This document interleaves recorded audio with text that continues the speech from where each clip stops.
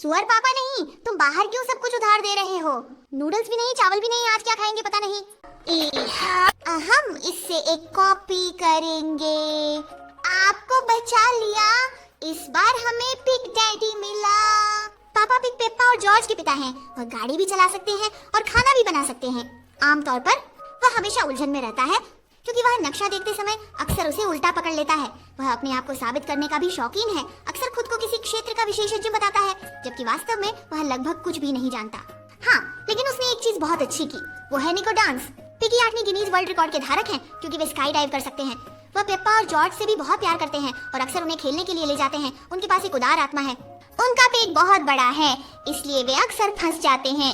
सुअर मम्मी अक्सर उनके बड़े पेट वाले सुअर पापा का मजाक उड़ाती थी, जो एक निर्माण इंजीनियर थे। वह एक 6 मंजिला इमारत के शीर्ष मंजिल पर स्थित एक कार्यालय में काम करते थे। आगे देखते हैं अगला कौन होगा। याहू, बहुत प्यारा पेप्पा पिग है। पेप्पा पिग कार्टून की मुख्य पात्र पेप्पा है, जो इस साल 4 साल की है और अपने पापा, मम्मी और छोटे भाई जॉर्ज के साथ रहती है। फुर्सत के समय में वह छुट्टियां मनाना, गेम खेलना और खुद को सजाने संवारने में व्यस्त रखते हैं। निको में खुशी से उछलते कूदते पेप्पा पिग को पास्ता और चॉकलेट केक खाना बहुत पसंद है और वह संतरे का रस सबसे ज्यादा पीते हैं। उनका सबसे अच्छा दोस्त लिटिल यांगसू है। पेप्पा पिग भी बहुत शरारती होती है, बहुत जोखिम लेना पसंद करती है और अक्सर इस कारण से कई परेशानियों में फंस जाती है। आखिर में कौन होगा? वो तो सुंदर पिग मॉम है।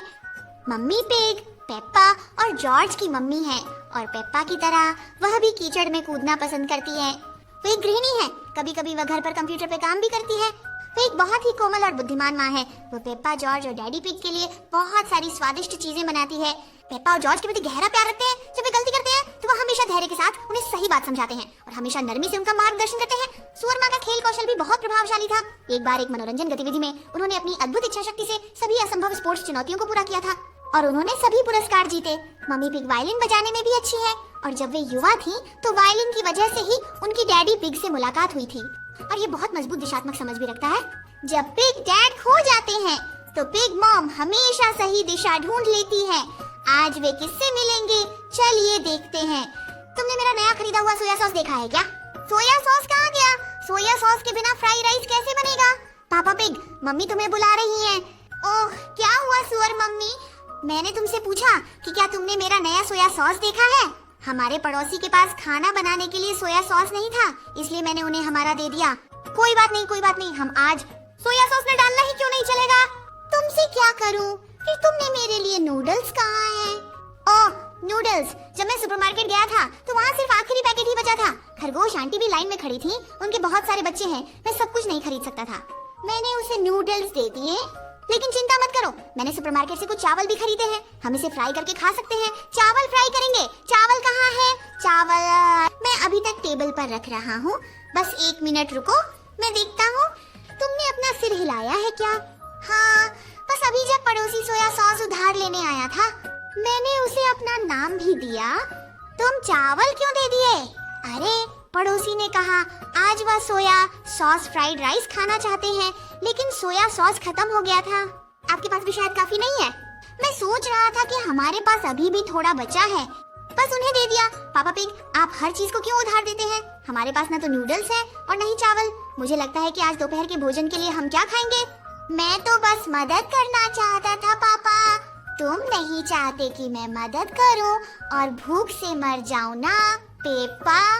तुम ऐसे कैसे बोल सकते हो? जॉर्ज भी भूख लगी है, शुरू कर दिया है। बहुत भूखी, जॉर्ज को खाना चाहिए। माँ, दोपहर का खाना क्या है? आज दोपहर को चलो पापा पिग हमें खाना बना दे। मैं बनाऊंगा, तुम लोग इंतजार करो, मैं अभी करता हूँ। पापा, हम क्या खाएंगे? ये एक अच्छा सवाल है। देखो, इस समय की स्थिति को देखते हुए लगता है हमारे घर में कोई खाने का सामान नहीं है। चलो बाहर जाकर कुछ खरीदते हैं। ओह, ये एक अच्छा विचार लगता है। चलो हम कुछ खाने के लिए बाहर जाने के बारे में सोच रहे हैं, लेकिन आपके पास पैसे हैं? बच्चों को बाहर ले जाकर कुछ खाना खरीदें। आपके पिछले महीने की सैलरी तो पड़ोसी छोटे जान को उधार दी थी और उससे पहले वाले महीने की सैलरी भी। मैंने इस महीने की सैलरी फिर से किंडरगार्टन के बच्चों को दान कर दी। अगर मुझे सही याद है तो तुमने ये पैसा कुछ दिन पहले ही उधार दिया था। अगर मैं गलत नहीं हूँ तो आपने अपनी इस महीने की सैलरी कुछ दिन पहले ही उधार दी थी। सबको कभी न कभी मुश्किलें आती हैं। मैंने सोचा मदद कर दूं। बच्चों, लगता है आज हम बाहर खाना नहीं खा सकेंगे। क्या खा रहे हो? बहुत भूख लगी है मम्मी। मुझे मत देखो, पिग डैडी के पास जाओ। लेकिन अब पिग डैडी को खाना बनाना है। ओहो, हमदर्दी वाले पिग डैडी ने सभी खाद्य सामग्री उधार दे दी। अब वे दोपहर का खाना क्या खाएंगे? बस जब परिवार परेशान था, डिंग डोंग, दरवाजे की घंटी बजी। कौन है? मैं हूँ, पिग डैडी। आपका शुक्रिया कि आपने मुझे सोया सॉस उधार दिया। मैंने कुछ केक खरीदे हैं, तुम्हारे लिए कुछ केक लेकर आया हूँ। वाह, केक खाने को मिलेगा। थोड़ी देर बाद दरवाजे की घंटी फिर बजी। कौन है? मैं हूँ, मम्मी पिग।